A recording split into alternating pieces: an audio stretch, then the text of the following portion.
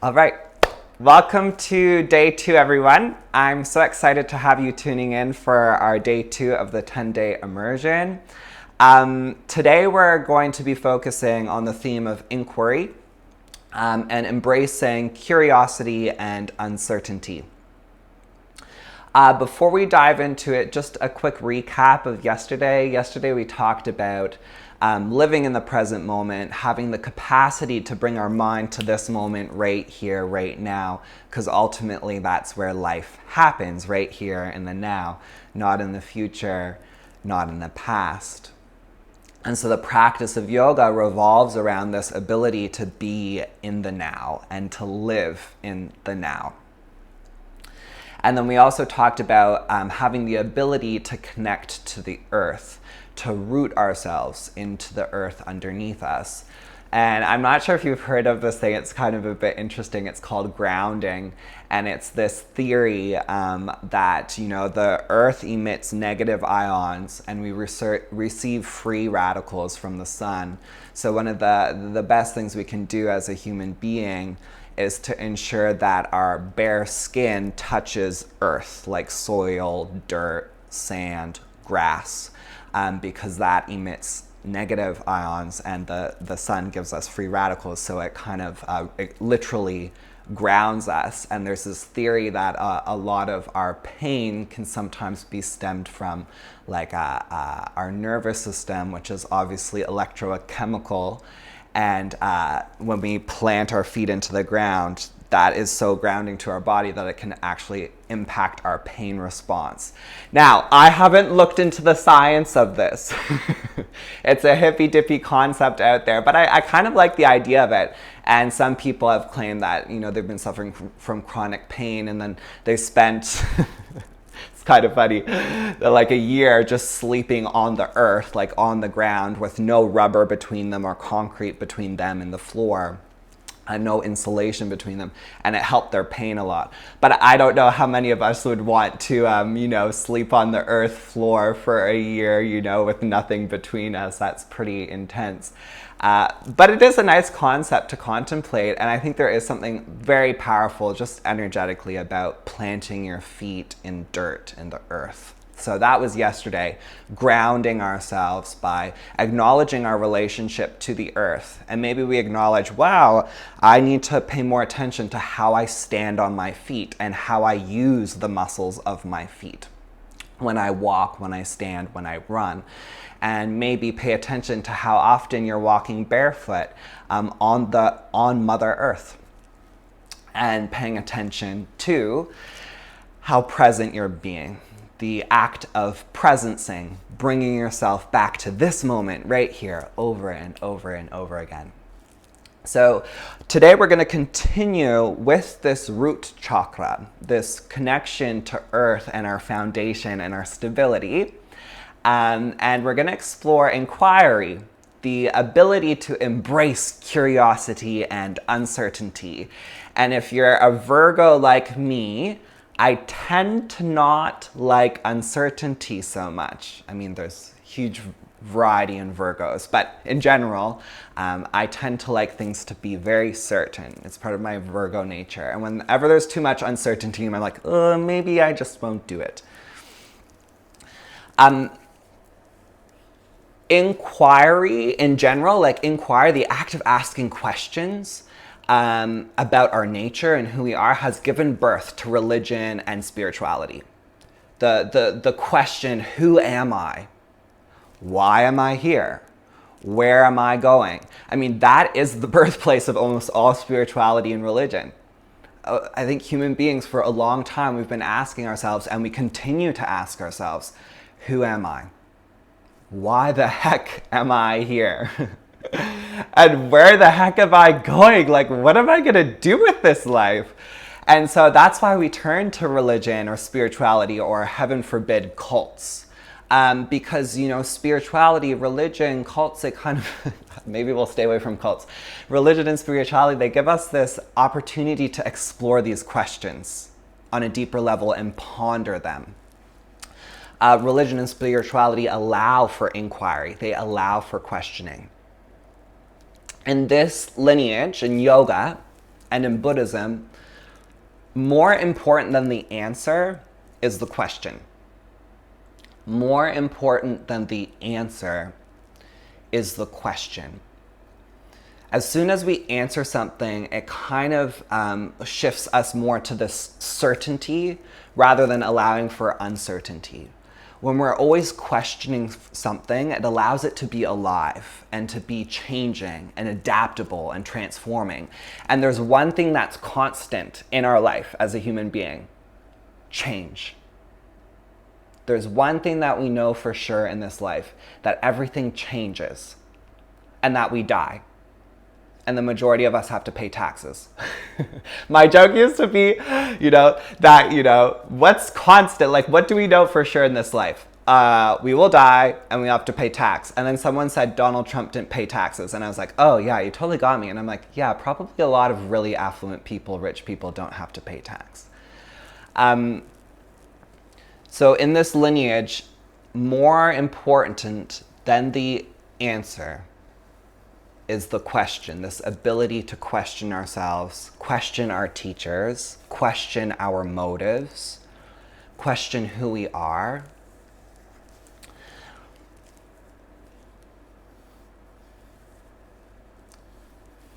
Because this is so important to the practice of yoga and Buddhism and spiritual lineages, it's an important aspect that is built into the ethical precepts of yoga. So in yoga, there's ethical precepts known as the yamas and the niyamas.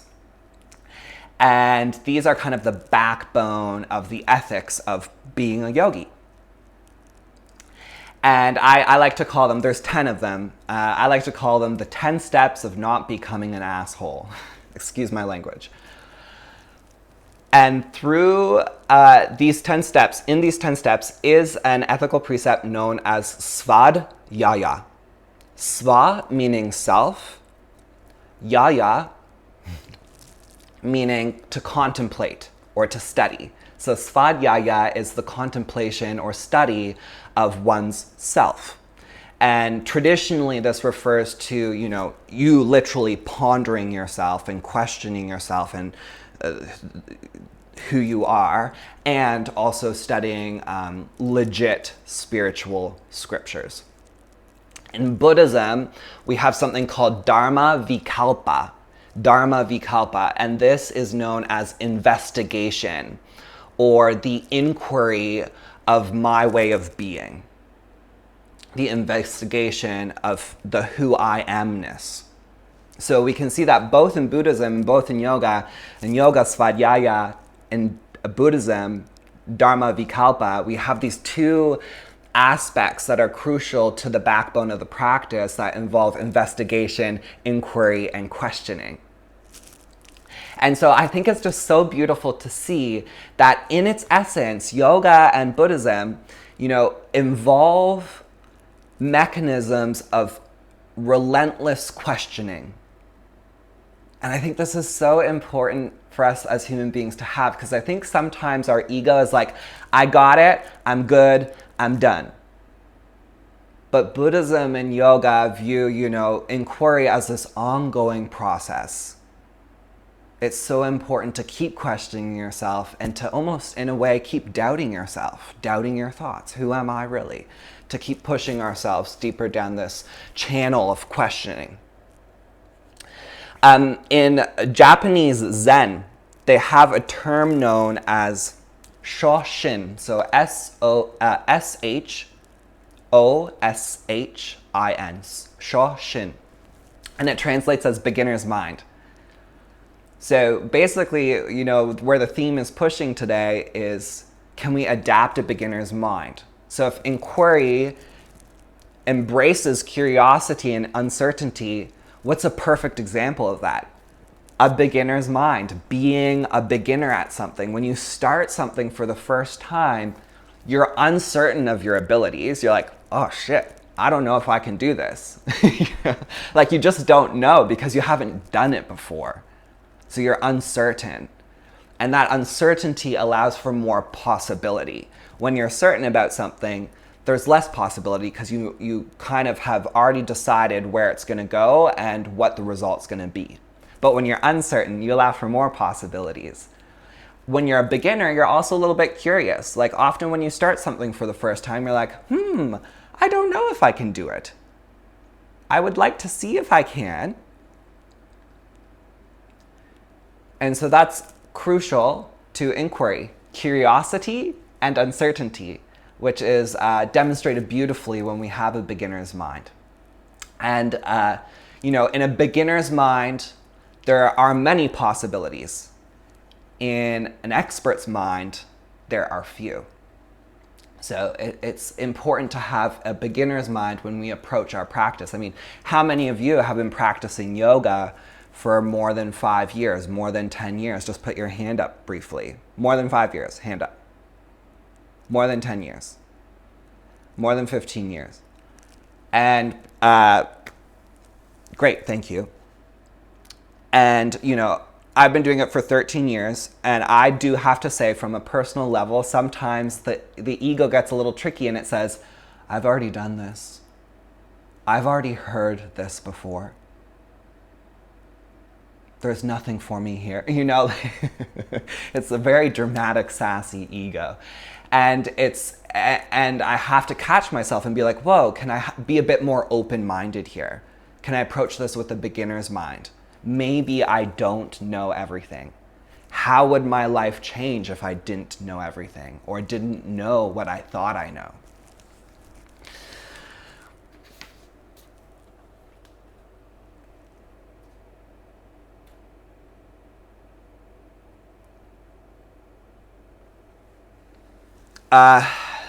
Brené Brown, she's if you haven't heard of Brené Brown before, she's amazing. And she goes on to say, uncertainty is the birthplace of creativity, innovation, and change. Uncertainty is the birthplace of innovation, creativity, and change. It can be good to be uncertain. It can be good to doubt yourself.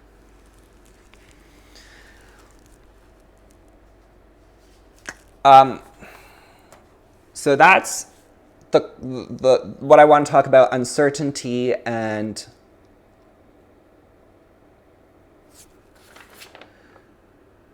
curiosity. And now I want to go into the question of who am I? Who am I?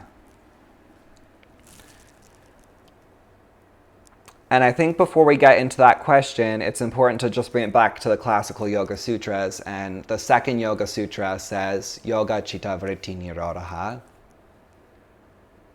which translates as, yoga is the cessation of the fluctuations of the mind, or yoga is having the ability to calm the mind.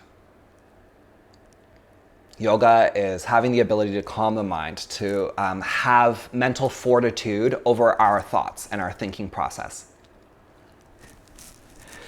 And then it goes on to the third sutra, which goes Tara Drao Svarupe Ashtanam, which translates as, then you will see yourself for who you truly are.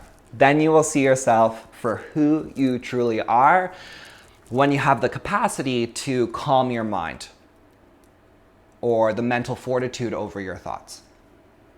If you're always being pulled by all your thoughts, if you're thinking, I think, therefore I am, if you're always caught up in those thoughts, you'll never be able to catch a glimpse of who you truly are. This is according to classical Yoga Sutras. Yoga is having the ability to calm the mind. That's what yoga is. Then you will see yourself for who you truly are. So within the context of yoga, you'll begin to understand who you are. You'll be able to catch glimpses of who you are when you can begin to calm your mind down a little, when you're not so pulled by all your thoughts and senses and sights and smells, when you're no longer enslaved to your mind and all of its pullings. And then we can go on to almost like a physiological level, who am I physiologically? Who are we as a human species? How are we programmed? Is it a dog-eat-dog world? Are we programmed for fittest of the survival? Is that how we're meant to act? Is that our physiology?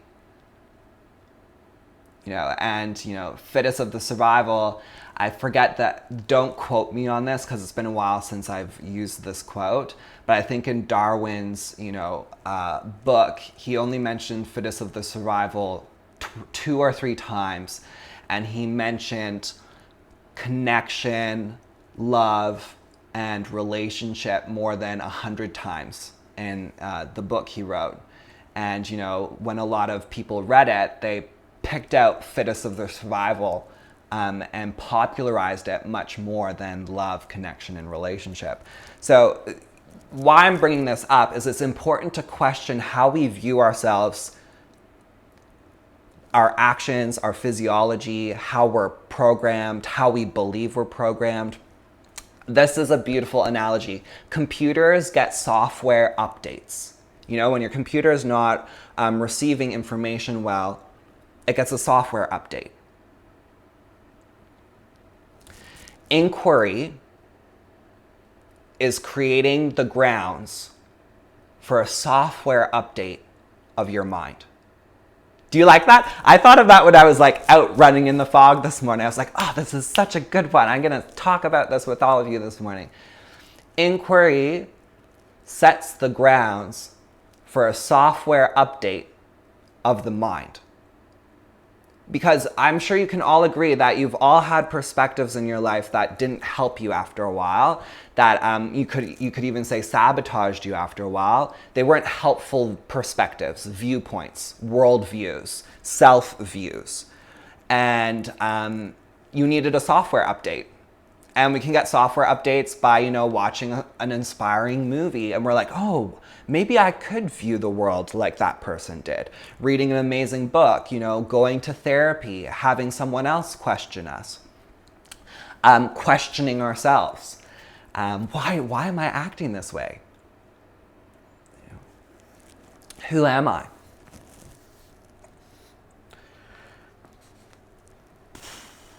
So the last thing I kind of want to finish on here before we move on and get to moving is a quote by Baba Hari Das. And he goes on to say that, if we're asking ourselves, who am I, who am I, who am I, what is real human nature? Baba Hari Das, he was a silent monk from India, taught yoga, has 2 orphanages in India. He has an ashram in California. He's since passed on, but a beautiful man, never spoke but wrote a lot, so he has a few books out there. And he goes on to say, real human nature is to seek truth and to love. That at our most fundamental core, we are always seeking out what is true. Even now you're probably thinking do I believe that? Is that true? I think we're all programmed on some level to kind of always be seeking out what is true and to love. Real human nature is to seek truth and to love. Going back to the question of who am I? In yoga, they believe that the core of who you are is, Purusha, or Purusha, which is spirit. And in Buddhism, it's sunyata, which translates as emptiness. And this was really triggering for me when I heard this concept. And Michael Stone, he's an amazing writer. Get his book if you can, Michael Stone. Sunyata is emptiness, that at the core of who we are is empty. And when I first heard this, I come from more of a yoga background where they believe that the core of who you are is spirit, soul, or bliss, like Ananda Mayakosha, bliss body. So I was always the core of who I am is spirit, soul, bliss. And then when I heard this kind of Buddhist perspective at the core of who you are is nothing or emptiness, I almost had an existential crisis. I was like, how can they say that? It felt so cold to me. And, but I've been playing around with it for the last year, and I actually kind of am digging it right now, because it's It's dissolving kind of, I think, some egotistic attachment and comfort to a certain perspective. And so learning this new viewpoint has almost given me a beginner's mind again and allowed me to question this idea that I held firm. So beginner's mind is so important to keeping us just inspired and engaged and always learning and growing and adapting and acknowledging that, there's different viewpoints and learning and seeing new viewpoints rather than just holding our own firm.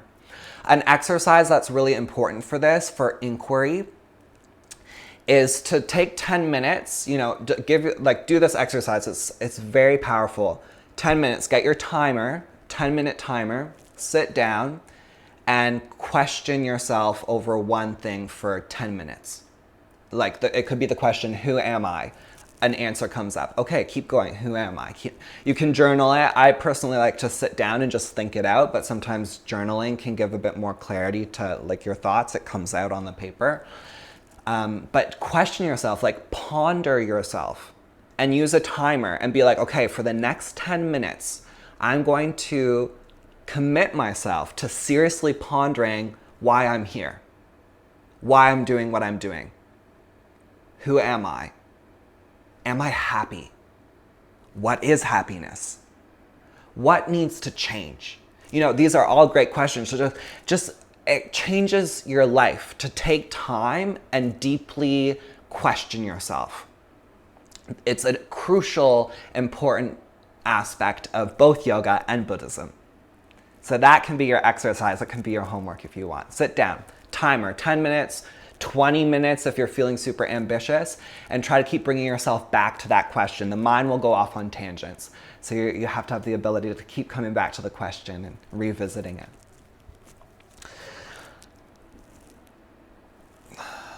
We're going to finish pranayama on our back today, so I want to explore a little bit of pranayama now before we go into it. Yesterday we started with samavritti,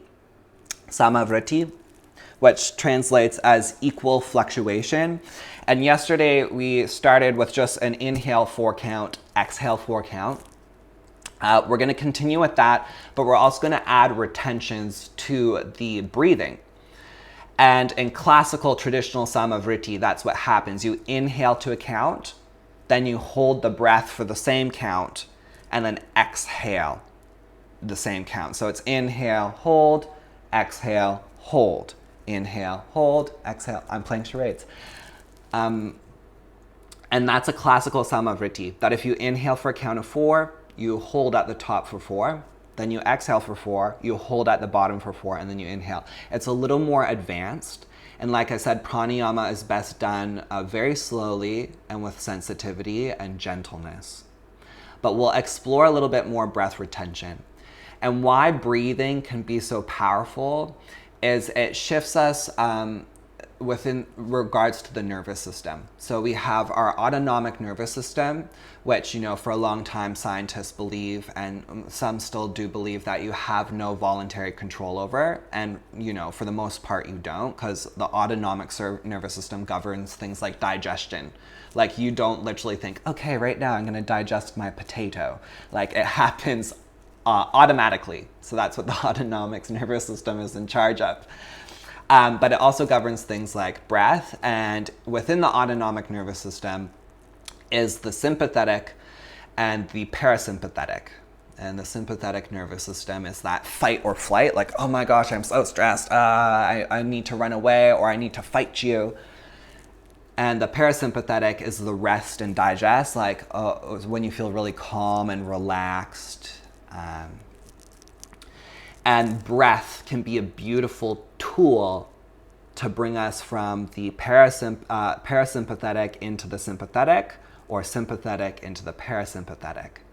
So that's why breathing can be so powerful with regards to our nervous system, shifting us out of this fight or flight response into this more grounded, relaxed response.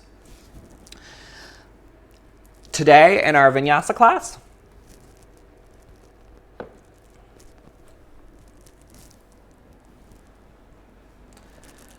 We're going to be focusing on our adductors. So your adductors go from, sorry, I'm not sure you can all see properly. The adductors go from your pubis and your sit bone. The adductor magnus basically starts at the pubis, so kind of where your genitals are, your pubic bone, and your sitting bone. Sorry, I'm getting super handsy with myself. And the adductor magnus goes from those two regions, basically our pelvic floor. Our pelvic floor is our pubis, our coccyx, and then our two sit bones. It's kind of like a diamond. Sorry, it's just like right in your face today. And the adductor magnus connects to two of those points of the pelvic floor, the sit bone and the pubis. And then it goes along obviously the inner thigh. It's an adductor, so the adductor is on the inner thigh. And what's really cool about the adductor magnus is some of its fibers go right into our MCL, our medial collateral ligament, one of the ligaments in our knee joint. So today we're going to be kind of playing with the adductors of our leg, which sometimes in yoga we kind of stretch the heck out of them. So it's important for the adductors to be strong and supple. Both qualities are really important to have because it translates into our knee joint and up to our pelvic floor. And we want our pelvic floor and our knees to have a certain level of strength to them, but also suppleness. So that's anatomically what we'll be working on. This region is also the root chakra. Our root chakra is an energetic center at our pelvic floor.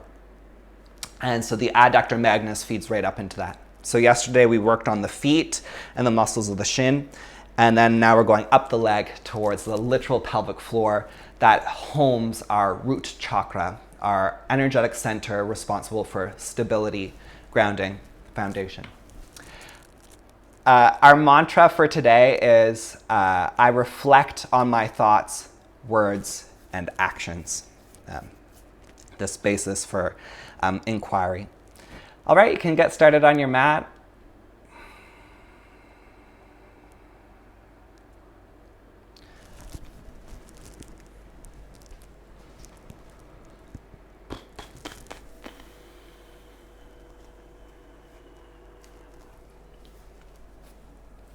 Please come to a comfortable seat on your mat. You will need one block.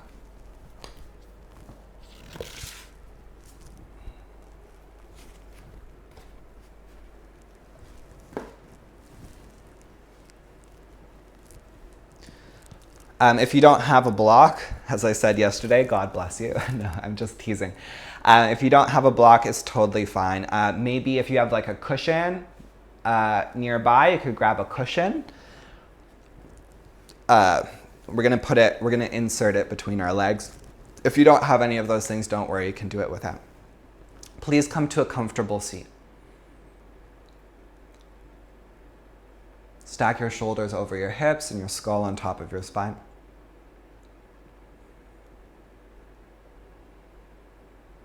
Can you take a deep breath in?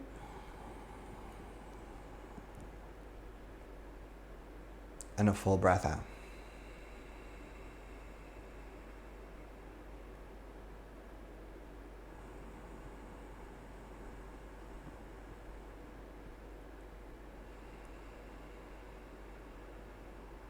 In today's practice, can you embrace curiosity and uncertainty?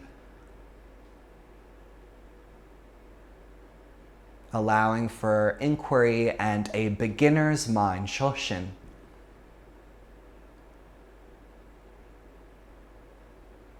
In a beginner's mind, there are many possibilities. And in experts, there are few. And take one more deep inhale. Full exhale.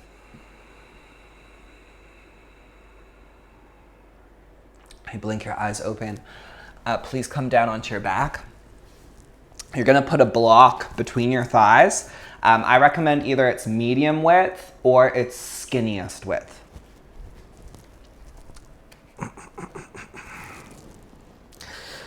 Okay, you're lying down. Let's just do Shavasana for an hour here. No. Okay, lift your head off the ground. Lift your shoulders off the ground. So you're curling up. So shoulder blades are off the ground. Head is off the ground. And your hands are interlaced behind your head. Your block is between your upper inner thighs. And then try to scoop the lower abdomen down and in so that the spine plants a little more firmly down into the ground. And then slowly lift your legs and your feet up off the floor. And keep your shoulder blades off the ground. And I'd like you to just very gently, gently, gently squeeze your legs into the block. And if you don't have a block, imagine as if there's a hard piece of cork between your legs or wood. And just gently squeeze your legs into the block. Shoulder blades come off the ground. Can you stay here for 3 more breaths? Try your best to breathe. In Toronto, where I used to teach, they used to actually have wooden blocks. All the blocks were made out of wood. And one day, I just said, isn't it nice to start the day with a nice piece hard of wood in between your legs? And I didn't even clue in to it. I just thought, in my brain, I was like, oh, it's so funny, the weird things that we do in yoga. Like, who uses, like, these wooden blocks between your legs? And then after I said it, I was like, oh, that had a very sexual connotation to it as well. Okay, and then release your head and your feet down. Take a deep inhale. And a full exhale.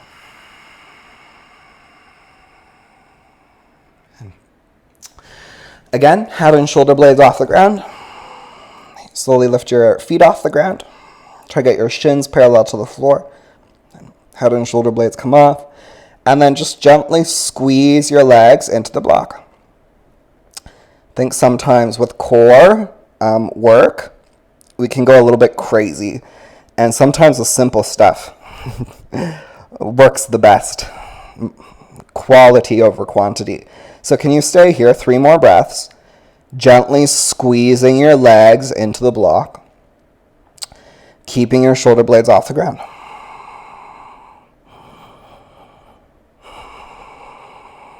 And then bring both feet down towards the ground. Place your hands on either side of your hips. Feet are roughly hip distance wide. Press down through your feet and lift your pelvis up. Come towards a bridge. And very gently squeeze your legs into the block. Like hug the block with gentleness.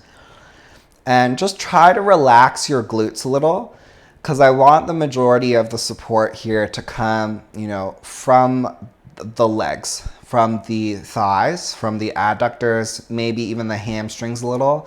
So try not to have the butt like just squeezing for dear life.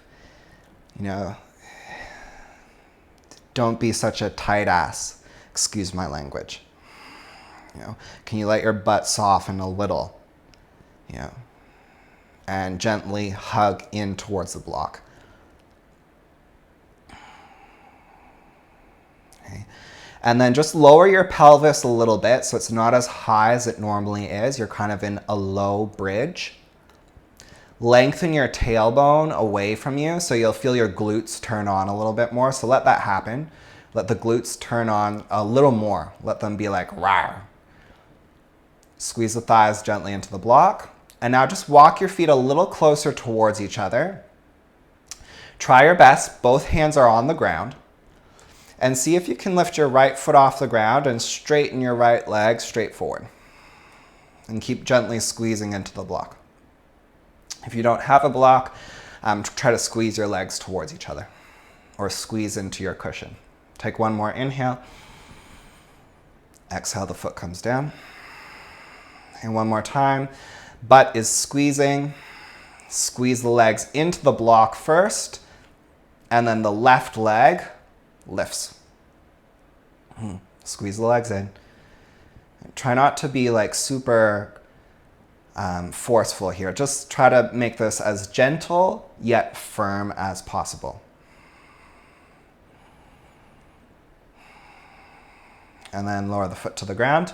Push through both feet. Inhale, lift the pelvis high, keeping the thighs hugging into the midline. And then exhale, slowly roll your spine bone by bone to the ground. Interlace your hands behind your head. Bring your shins so they're parallel to the floor. Lift your head and your shoulders up. And just see, can you get your shoulder blades even higher this time? Like, go for it. Keep your knees a little bit forward of the hips. And very, very gently hug the thighs in towards the block. And take one more full inhale. Exhale. And then release. Please bring yourself up onto your hands and knees. Grab your block. Place it in between your thighs again. I usually prefer skinniest width, but you can also do medium width. Just kind of depends on your proportions. Place your hands underneath your shoulders and come right into plank pose. Shoulders are right over the wrists. Elongate the center of your chest forward. Gently hug your legs into the block. Focus your eyes on one spot on the floor. Slow, steady breath in. Slow, steady breath out. And claw your fingertips. Keep pressing strongly down through the inner hand, the thumb and the index finger. As you drive your hands into the floor, turns on your serratus anterior a little more. Try to keep the length in your spine though, so keep elongating the center of your chest forward. Gently hugging your legs into the block, lengthening your tailbone straight back towards your heels. Take one more full inhale. Good, downward dog pose, full exhale. Just like yesterday, inhale, come up onto your tippy toes, lift your heels real high, flexing your gastrocnemius and your soleus. Your soleus, your second heart, your peripheral heart that pumps venous blood back up to your first heart. Squeeze, squeeze, squeeze. And then lower your heels back down towards the ground. 3 more times. Inhale, lift the heels, firm the calves, firm the soleus. Exhale, lower the heels back down. 2 more. Inhale, lift the heels high. As you come onto your tippy toes, keep your butt sticking up nice and high. Exhale, lower the heels back down. 1 last time. Inhale, lift the heels high. Keep pushing through your hands. Get your butt real high. And then slowly lower the heels towards the floor. Focus your eyes on one spot between your feet. Try to roll the inner thighs back and up a little, as if you're trying to send the block back like a Pez dispenser. And very gently hug, it's gentle, hug your legs in towards that imaginary block if you don't have a block. If you have a real block, squeeze the legs gently in to the block. Keep sticking your butt up nice and high. Take one more full inhale. Complete exhale. Inhale, come forward to plank pose. And exhale, knees come down towards the ground. Remove the block. Take your knees so they're behind the pelvis. Inhale, elongate your chest forward. Exhale, lower halfway to the ground for a half chaturanga dandasana. Inhale, push back up. Exhale, lower all the way to the ground, unless, of course, you're pregnant. Hi, Nikki. Chest shoots forward. Shoulders down the back. Lift the thighs off the ground. Roll the inner thighs up. And then imagine as if the block were between your legs. Squeeze your legs into the block. Push the hands down. Pull the hands back. Elongate the chest, the spine forward and up to the sky. Take one more full inhale. Exhale, push through the hands. Spread your knees wide. Push back to a wide child's pose, releasing through the inner thighs. Take a full breath in. Full breath out. Inhale, come forward to all fours. Exhale, downward facing dog pose. Take a deep breath in downward dog. Full breath out. Inhale, plank pose. Exhale, knees down or not, chaturanga. And then your choice, cobra or upward dog. Full inhale, lift the chest, lift the thighs, pull the heart forward. Exhale, downward facing dog pose. Take a deep breath into your body. Full breath out. One more deep inhale. Full exhale. Bend your knees, look forward, step or jump forward. Halfway lift, inhale. Fold forward, exhale. Hands up towards the sky, deep inhale, reach all the way up. Hands to your heart, exhale. Close your eyes, take a moment here, standing in Tadasana. Can you plant down evenly through your feet? Think of the ladybugs and the ants from yesterday. Lift the inner arch, lift the outer arch. Can you keep the soleus and calves engaged by keeping a soft bend in the knees, pressing the balls of the feet down through the floor? Blink your eyes open, inhale, reach all the way up towards the sky, full breath in. Keep that connection through your feet. Exhale, fold over your legs all the way down. Inhale, halfway lift, elongate your spine. Exhale, step or jump, chaturanga dandasana. Inhale, upward dog or cobra. Exhale, downward facing dog pose. Slow, steady breath in. Slow, steady breath out. Stay here. Keep pressing through your thumb and your index finger, really grounding through your inner hand. Keep driving the tops of your thighs back and up so your butt is high. At the same time, gently hug your legs in towards the midline, as if there were a block there. Take one more deep inhale. Exhale all your air. Bend your knees, look forward, step or jump forward. Halfway lift, inhale. Fold forward, exhale. Inhale, reach both hands all the way up towards the sky. Exhale, hands to heart. Keep that rhythm. Inhale, reach up. Can you be present? Exhale, fold over your legs. Inhale, find length through your spine. Elongate the spine. Step or jump, chaturanga dandasana. Inhale, upward dog or cobra. Exhale, downward facing dog pose. Right away, see if you can land your eyes on one spot between your feet so that the eyes are steady. Keep the butt high. So, this is my little joke. Imagine as if there's a sunflower seed in your anus and you want that sunflower to grow. So you turn your anus up towards the sky to let the light shine on in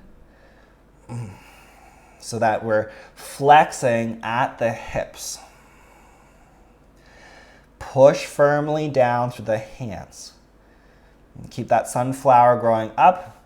Muladhara, your root chakra is growing. And then can you gently hug your legs into the midline? Take one more deep inhale. Exhale all your air. Bend your knees, look forward, step or jump forward. Halfway lift, inhale.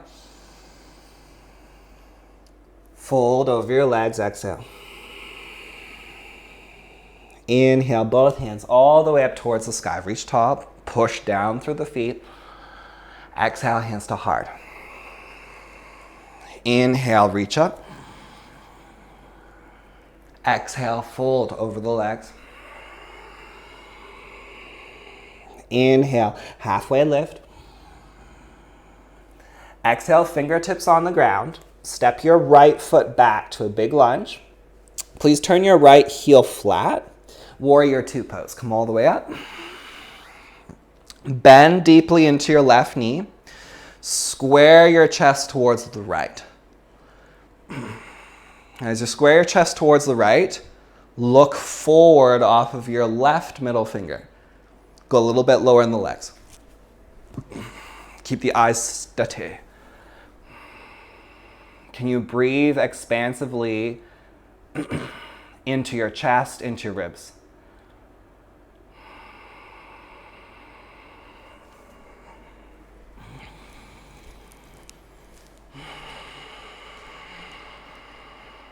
Okay, one more deep inhale. Full exhale. Can you go a little deeper in your legs? The lower you go in your legs in squats like that are externally rotated, so for the front leg, the more your adductors will turn on. Inhale, reverse warrior two, reach back. Keep the bend in the front knee. Breathe into the ribs, breathe into the chest. Take one more full inhale. Exhale, cartwheel your hands to the ground. Step your right foot forward. Step your left foot back. Spin the back heel flat. Virabhadrasana 2. Inhale, come all the way up. Lunge into your front thigh. Square your chest towards the left. Take your right hand. I just want you to take your right hand and place it on your right inner thigh. And try to take the right fingers almost kind of underneath the hamstring to the back of the leg. Now, just try to go lower in your front leg. Try to go a bit lower in your front leg. And with your right hand, pull up against the hamstrings and the adductors. Good. And now try to go a little bit deeper. And now pull up with that right hand. So that's kind of the balance of energy we want in the front thigh. This ability to go deep, but then push through the heel and lift up at the same time as well. Release the right arm forward for classical warrior two. Take 3 more breaths. Can you stay with it? Go deep in your front thigh.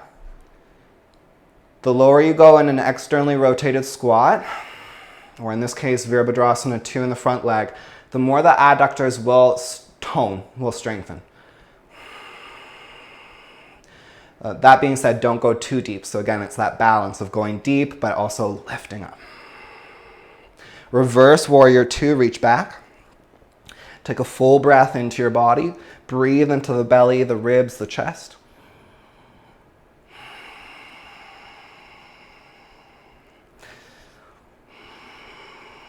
And then cartwheel your hands all the way down towards the ground. Step your left foot forward and step your right foot back. Turn your right foot out only about 30 to 45 degrees. So it's a little more turned forward, like for a warrior one. Bend into your left knee, warrior one pose, come up. Can you lunge deeply into your front thigh? And again, try to get that front thigh parallel to the floor. Okay, we're gonna do a warrior one variation. It's called warrior 1.5.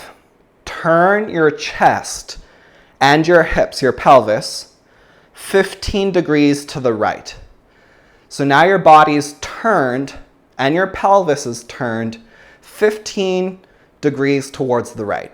So you're not facing so much the front of your mat, you're facing more towards the side, but not as much as you were in Warrior 2. That's why it's called Warrior 1.5. It's halfway between Warrior 1 and Warrior 2. And for most of us, this might actually feel a little bit better and easier on our hips and knees and back.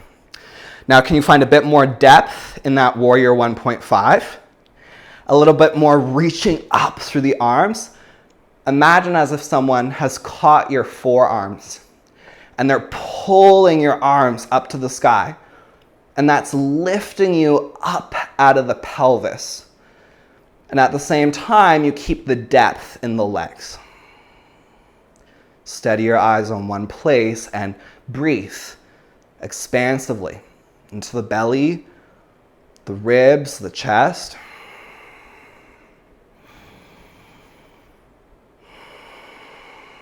Can you stay in the fire or the steadiness of the pose rather than fidgeting or trying to come out? Take one more deep inhale. Keep the depth in the front leg. Keep the reaching up through the arms. Lift the inner arches of the feet. Think of the ladybugs. And exhale, both hands down. Step your right foot forward. Step your left foot back. Bend into your front knee, warrior 1 first. Inhale, both hands up towards the sky, Virabhadrasana 1. Bend into your front knee. Open to warrior 1.5. Turn the chest, the hips, the body 15 degrees towards the left. Go a little bit lower in the legs. Imagine someone's lifting you up from your forearms, and as a result, that pulls your whole torso up out of the pelvis. So you're really tall here. There's incredible length upwards. At the same time, there's depth in the legs. Lift the inner arches of the feet. Draw the front ribs in. And breathe. Even in the face of challenge, can you breathe? How amazing would it be every time you feel confronted or challenged in your life, you had the mental fortitude to take a deep breath before you responded. You had the ability to reflect on what you were going to say before you said something. That's inquiry. That's svadhyaya, self-study, contemplation, contemplating one thing, maybe before you even act, before you speak. Can go a little lower in the legs. Stretch up through the arms. Eyes are steady on one point. Take one more full inhale. Exhale, both hands come down to the ground. Step back, plank pose. Take a full breath in plank. Exhale, chaturanga. Inhale, upward dog or cobra pose. Lift those thighs. Exhale, downward facing dog pose. Take a steady breath into your body and a steady breath out. Step your feet together like they're one tree trunk. Come onto your tippy toes, lift your heels. Inhale, right leg lifts back and up. Lift from the inner thigh first and squeeze your inner thighs towards each other. You're almost trying to stop yourself from peeing. So the right leg crosses over a little more to the left, engaging the adductor. Push firmly through both hands. And now open your hips. Lift your right leg up as high as we'll go. Lift it up, lift it up, lift it up. Then bend your right knee, right heel towards your right butt. Can you lift your right knee up a little bit higher on your inhale? Good. Exhale, bring your right knee across towards your left elbow. And now try to get your right knee up as high as you can on the left arm as possible. Up as high on the left arm as you can. So that you're really, not only are you using your core and your push strength through the right arm, you're also having to use the adductor strength to lift that right thigh up away from the ground. Come on, try your best. Can you get that right thigh up higher? Step your right foot forward between your hands. Drop your left knee down. Inhale, reach both hands up towards the sky, Anjaneyasana. Take a full breath in. Okay, exhale, both hands come down towards the ground. Lift the back knee off the floor. Inhale, crescent lunge, come all the way up. Bend into your front knee. Press that back thigh up. Reach up through your arms. Take one more full inhale. Exhale, arrowhead. Hands float back, chest leans forward. Okay. May you have a good flight. Shift forward, lean forward, slowly lift your back leg up off the floor for airplane pose. Both hips face down. Can you straighten that back lifted leg? Interlace both hands on your right thigh. So put your hands on your right leg. Hands are interlaced. Bend your right knee. Lift your right hip bone up off of your right thigh. Keep your left leg up. Good, then float both hands back. And then inhale, reach both arms overhead. Hold for 5. Can you keep your breath steady? 4, lift the arm, lift the leg. 3, 2, can you lift up, up, up, up, up? One last breath in. And exhale, both hands come down towards the ground. Step your left foot back. Drop your left knee down. Inhale, Anjaneyasana, reach up. Exhale, hands come to the ground. Step back, downward facing dog pose. Take a deep breath in downward dog. And a full breath out. Option to stay in downward dog, otherwise inhale, plank. Exhale, chaturanga. Inhale, upward dog or cobra. Exhale, downward facing dog pose. Step your feet together. Lift your heels up nice and high. Come onto your tippy toes. Inhale, left leg floats back and up. Squeeze your inner thighs towards each other. So hug your left thigh more to the right. Keep pressing evenly through both hands. Lift the left leg. Now open the hips and lift your left leg high as it will go. And then bend through your left knee. Try to get the heel to touch the butt. Lift your left knee up a little bit higher on your inhale. Exhale, bring your left knee across towards your right elbow. Pause. Can you push firmly through both hands? Try your best. It can be a little bit of a challenging position.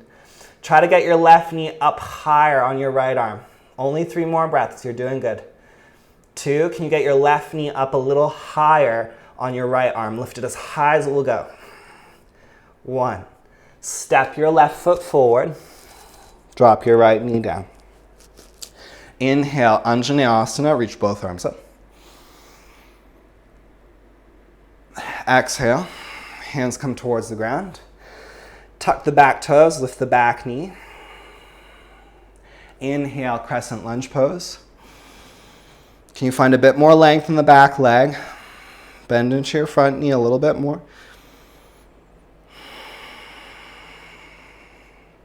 Take one more inhale, stretch those arms up, stay low in the legs. Exhale, hands come back. Look forward, lean forward, lift that back leg up. Take both of your hands, interlace them to your front thigh, left thigh. Bend your left knee considerably so you have something to rest your arms on, your hands on. Push the hands down into the left thigh and try to lift your left hip up off of your left thigh. Lift your right leg up a little higher, straighten your right knee. Reach both hands straight back. Option to stay here or reach both arms overhead. You can do it. 5 breaths. If this is ever too much, keep your hands on your left thigh or hands on the ground. 4. Try your best. If you need to take a break, then come right back in. Last 2 breaths. Get the arm up, the leg up. Both hands down. Step your right foot back. Drop your right knee to the floor. Inhale, Anjaneyasana, reach up. Exhale, hands come down towards the ground. Step back. Downward dog pose. Option to stay in downward dog or inhale forward to plank.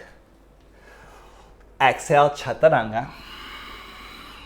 Inhale, upward dog or cobra. Exhale, downward facing dog pose. Take a steady breath in, steady breath out. All right, here we go. Feet together. Inhale, come onto your tippy toes. Lift your right leg up. Open the hips, get the leg as high as it will go. Bend the knee. Take a full inhale. Push through the hands, lift the right knee. Exhale, right knee comes across towards your left elbow. Option to stay here. Or turn your left heel down. Take your left hand up. So you're in a variation of side plank pose. Lift that right knee up against gravity. So you have to use the adductors against gravity here, both on the left leg and the right leg. And then see if you can straighten your right leg. Keep your right leg up off the ground. Hold for 5. Try to breathe. 4, keep the chest open. 3, keep lifting that right leg up. 2, can you bring the right leg more forward, but keep it off the ground. 1. Good. Let your right knee come to the ground underneath your belly button. Come to a modified side plank. Right knee's on the ground, underneath your right hip. Turn your chest towards the left. Reach your left hand up towards the sky. And then reach your left arm overhead.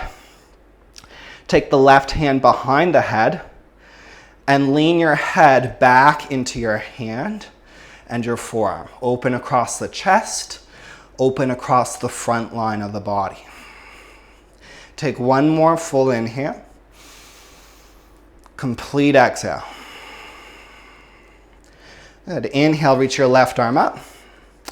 Exhale, lift your left leg, working the abductors of the left hip, so there's a bit of balance. Bend your left knee, see if you can reach back and grab onto the top of your left foot and kick the foot back. If that's not available, just keep your left hand on your left hip and lift that left leg up, straighten your left leg. Take one more full inhale. Complete exhale. Both hands come down to your mat. Downward facing dog pose. Take a deep inhale. Full exhale. Y'all are doing really good. We're almost there, okay? Step your feet together. Lift your heels up. Lift your left leg back and up towards the sky. Open your hips. Get that leg as high as it will go. Go for it. Live this moment. Bend the knee. Heel towards the bum. Can you get your left knee a little higher? Push through both hands. Good. Now bring your left knee across to your right elbow. Option to just stay here. Stay here for like another 4 breaths. Otherwise, turn the right heel flat. Reach the right arm up. Lift the left knee up, away from the ground. And then maybe straighten your left leg forward, like fallen triangle, but the foot's off the ground, working your adductor strength. Hold for 4 more breaths. Keep lifting that leg, turn the chest open. 3, breathe, push through the inner hand. You've got this. 2, lift that leg up a little bit more. 1, left knee comes down to the middle of your mat. Turn your chest and your hips open towards the right. Reach the right arm up towards the sky and then overhead. Take your right hand behind your head. Press your head back into your right forearm. Open across your chest. Keep your right foot planted, opening across the front side of the body. Reach the right hand back up. And lift the right leg off the ground. Try to get the right leg parallel to the floor, abducting the leg. Option to just take your right hand to your right hip and stay here. Or bend your right knee, reach back, catch the foot, and kick the foot back. Take 2 more breaths. 1 last breath.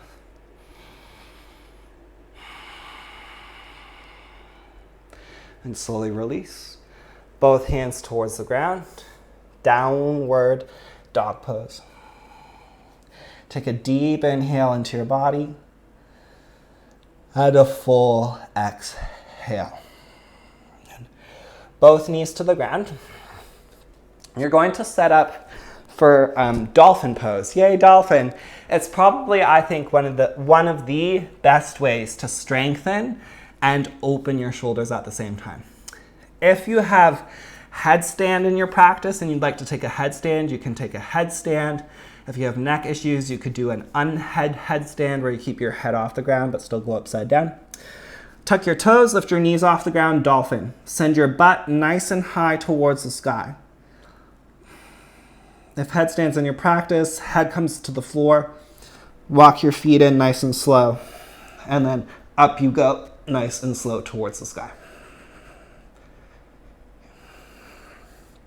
Regardless of where you are, can you breathe deeply?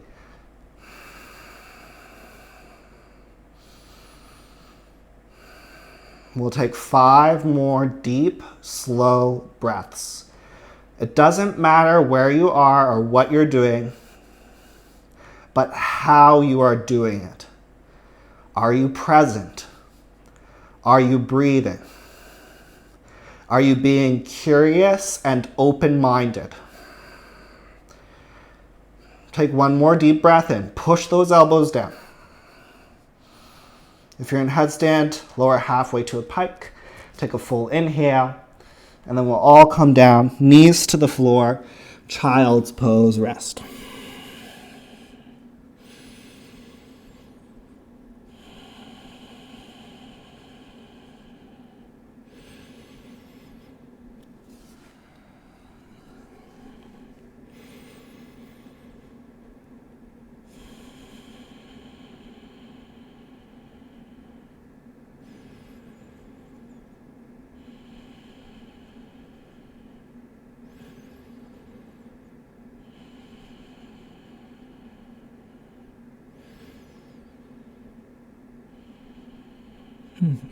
Beautiful.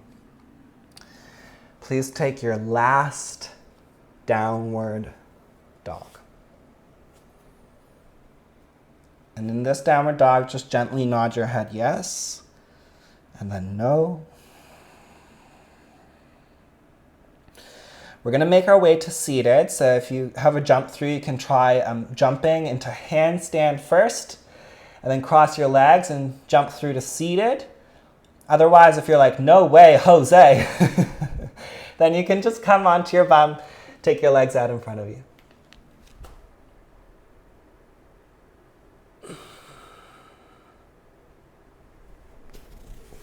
All right, bring the bottoms of your feet together. So we're coming towards Baddha Konasana. And if you're quite tight through the hips, you can sit up on a block. Good. And then interlace your hands around your toes and inhale, sit real tall. And then just pause. I don't want you to forward fold yet. Just stay seated. I want to show you the Copenhagen side plank. It's really good for adductor strength. We didn't do it this morning because it involves a chair, and I just thought that might be a little bit chaotic. But you know, adductor strength is so important for pelvic stability. And maybe this can be something you explore later at home, but just be gentle because it is this really strong engagement for the adductor. And you just want to be mindful of the knee because we know the adductor goes and influences the knee joint. So I try to take my whole shin bone on the chair. This is live entertainment. And then you push the top leg down and you try to lift the pelvis up. And so you could just stay there. That's option 1. Now option 2 is lifting the other leg. And boy, that actually feels so good for me with my adductor and actually through my pelvic floor and my pelvis. It's like, wunderbar. Okay, so that can be something you explore later if you'd like to. Forward fold over your legs. Baddha Konasana, let your head release.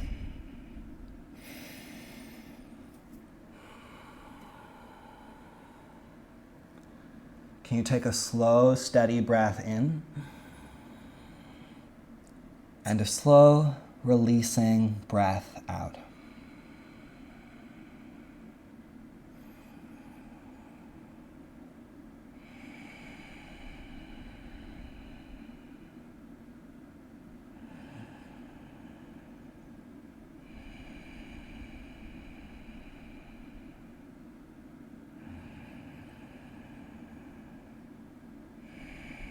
Can you please take one more deep inhale and a full exhale. And please come back up through center. Take both legs out in front. Bend your right knee. Cross your right leg over your left leg. Option to stay here, okay, or tuck the left foot back. Okay, so that's optional. Right hand comes behind you. Left hand reaches up, big inhale. Exhale, twist. Either take the elbow to the outside of the knee or hug your right knee with your left arm. Inhale, sit tall. Exhale, twist. Slow, steady Ujjayi breath in. Slow, steady Ujjayi breath out.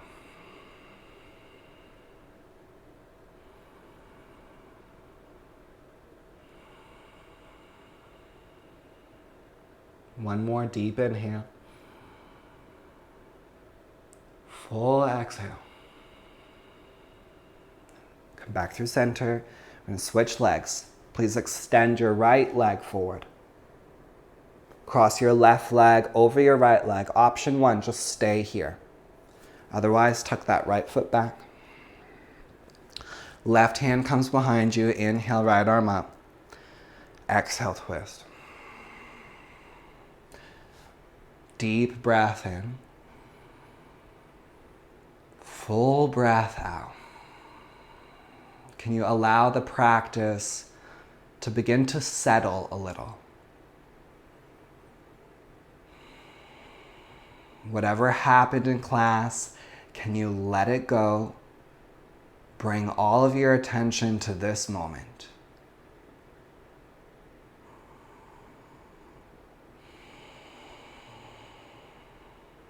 One more deep inhale. Exhale, twist. And come back through center. And release. Bring both legs out in front. Bend your knees considerably so both knees are strongly bent. Take your arms underneath your legs and grab elbow to elbow. And then try to elongate your spine. So shoot your chest up towards the sky and try to lift your belly up so it's higher on the thighs, closer to the knees. And then for some of you, you might just stay here. For some of you, your feet might need to be a little wider. Or begin to slowly slide your heels forward and begin to come in towards a forward fold, Paschimottanasana, but with the elbows and the forearms behind the knees, trying to keep the belly connected to the thighs. If you really want to go for it, maybe the heels come off the ground as you push the knees down against the forearms. But the idea here is we keep the belly connecting with the thighs, focusing more on hip flexion and spine elongation. Then can you let your head drop and release?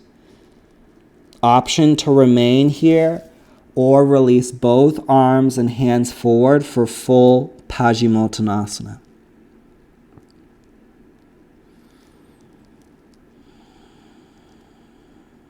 Take 3 more deep, slow breaths.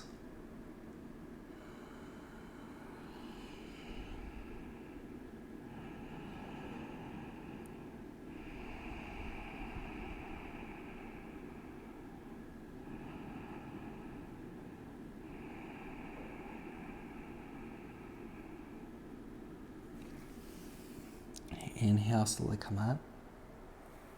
Okay, please lie down onto your back.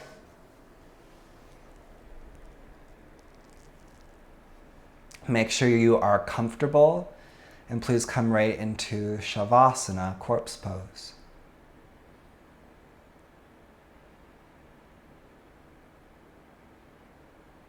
Can you allow your hands and your feet to relax?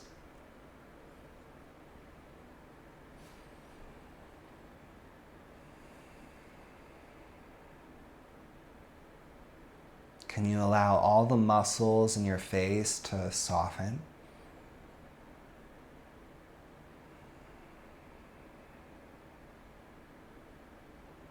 Can you allow your pelvic floor and belly to relax?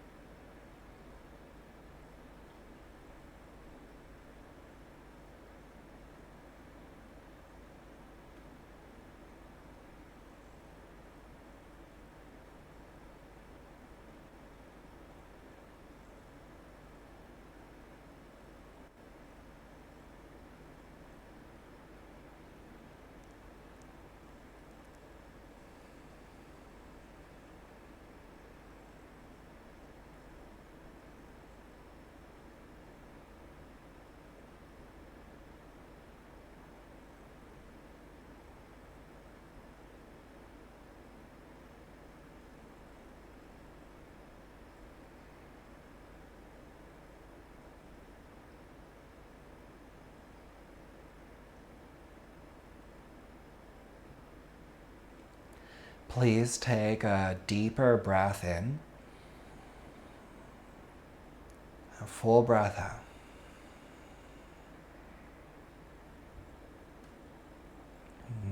Wiggle your fingers and your toes. Bend your knees, please.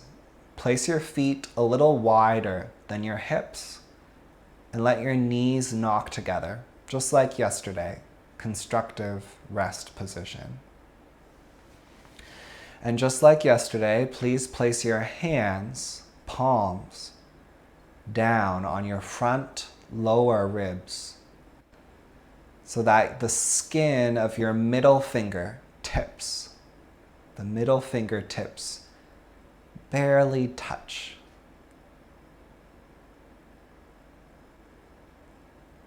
Take a deep breath in, and as you breathe in, can you feel how the rib cage expands?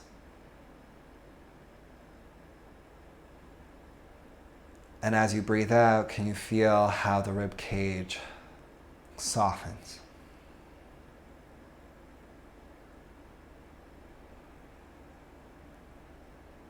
One of the best starting positions for pranayama is to lie on your back.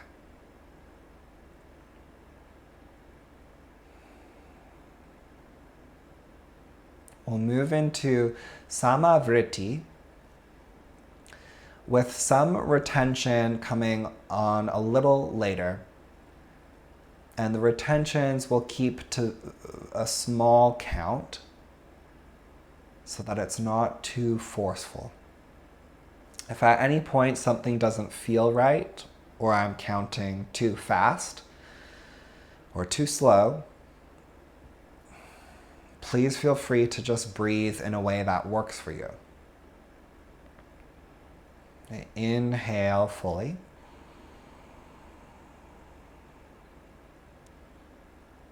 Exhale fully. Beginning a counted breath. Inhale for 4, 3, 2, 1. Exhale for 4, 3, 2, 1. Inhale 4, 3, 2, 1. Exhale 4, 3, 2, 1. Inhale a little bigger. 5, 4, 3, 2, 1. Exhale 5, 4, 3, 2, 1. Inhale 5, 4, 3, 2, 1. Exhale 5, 4, 3, 2, 1. Inhaling 5, 4, 3, 2, 1. Hold at the top for 1 and a 2, and now exhale for 5, 4, 3, 2, all the air out, 1, and then hold for 1, hold for 2, inhale for 5, 4, 3, 2, 1. Hold. 1, 2. Exhale. 5, 4, 3, 2, 1. Hold. 1, 2. Inhale. 5, 4, 3, 2, 1. Hold for a 1, 2. Exhale. 5, 4, 3, 2, 1. Hold 1, hold 2. Inhale, counting on your own.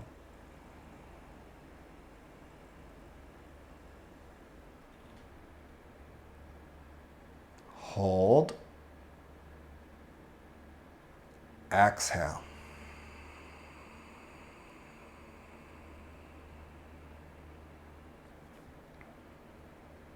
Hold. Inhale. Going for 3 more rounds at your rhythm.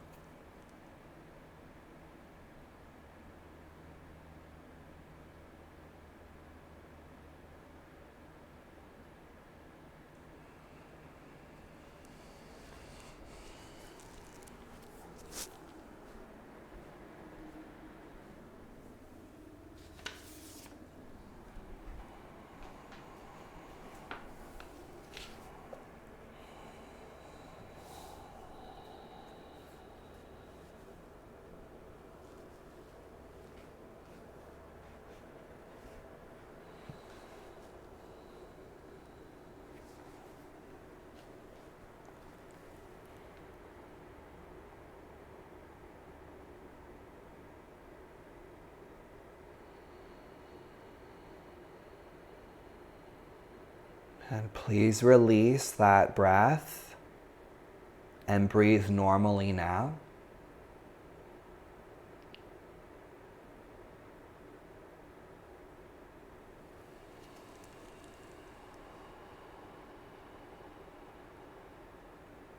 Returning to a natural breath. Yet, can there be a little more awareness and sensitivity to your breathing?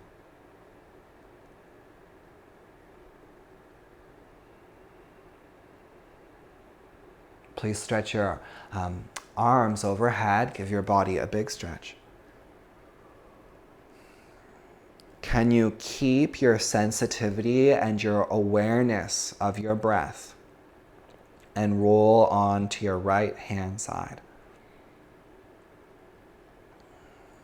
And gently press yourself up to a comfortable seat.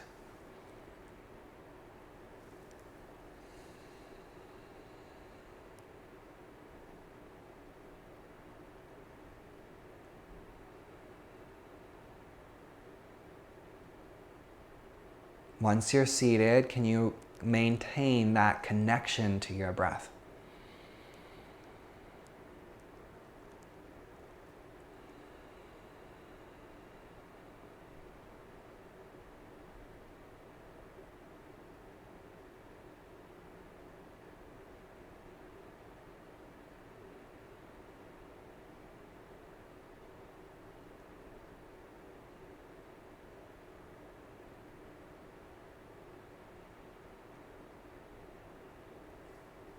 Please bring your hands together in front of your chest, palms touching.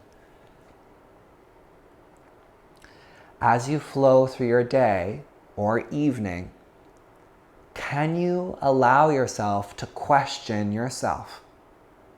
Question your thoughts. Why am I thinking this? Is this thought true?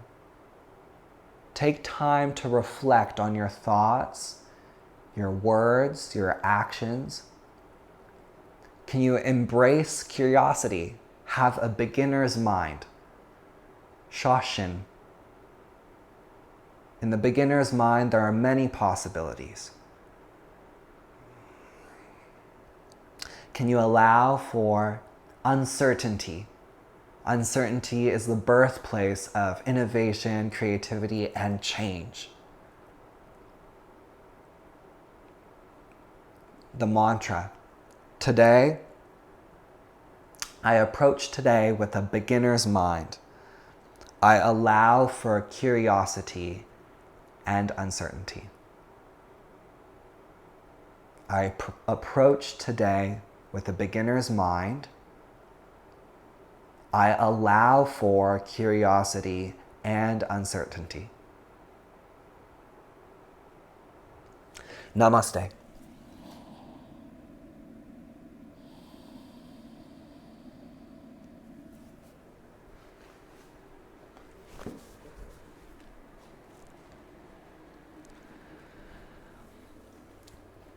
Thank you so much for doing day 2, everyone. Well done.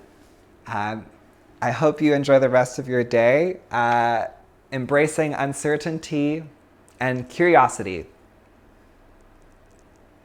Have a beautiful day or beautiful night wherever you are. Thank you so much. Be so proud of yourselves for doing day 2. We only have 8 days left, so I feel like it's going very quickly. If you have any questions, feel free to email me, duncan@duncanyoga.com. Message me on Instagram. Well, maybe not Instagram. There's a lot going on there. Just email me at duncan@duncanyoga.com or Facebook. Have a beautiful day. Thank you.